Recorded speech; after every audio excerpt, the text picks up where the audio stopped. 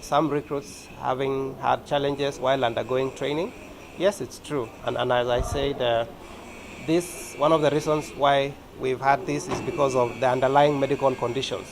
And that is why we're encouraging members of the public or the youth, the potential recruits, not to hide the underlying medical conditions that they have. Also, of course, they will go through the normal medical assessment, but we're also telling them to be honest and to be candid with themselves, because the training to become a police officer is rigorous, and there's a lot of physical exercises to be undertaken. So we don't want to expose them to those very rigorous exercises which may trigger medical conditions which presently perhaps are underlying.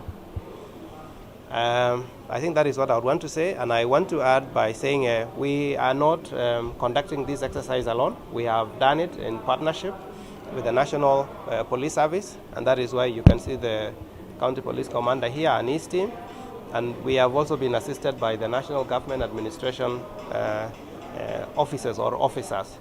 So this is a government, it's a whole of government approach, and where we have all the relevant arms or relevant agencies of government involved in this recruitment exercise. And we are happy so far with the turnout and the attendance from members of the public, especially the youth, and this goes to reinforce, or this goes to underscore the fact that most of our youth, one, employment is a concern, and then two, they also want to serve this country. Unfortunately, we have very few slots, so for this year we're only recruiting 5,000, and that will be distributed across the country.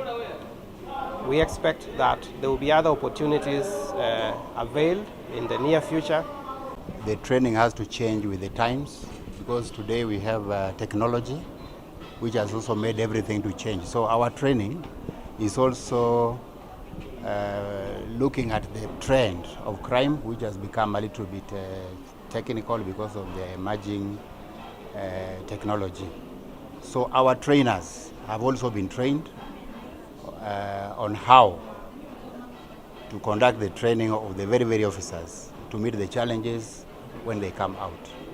We know very well that the public are also very much enlightened today, not like before. So our officers are actually trained in a way that they meet all the challenges when they pass out. And usually when they pass out, after those vigorous 9-month training, we don't just deploy them alone. We deploy them alongside other experienced officers so that they also gain experience. So they become on-job training until when we are sure they can be deployed themselves.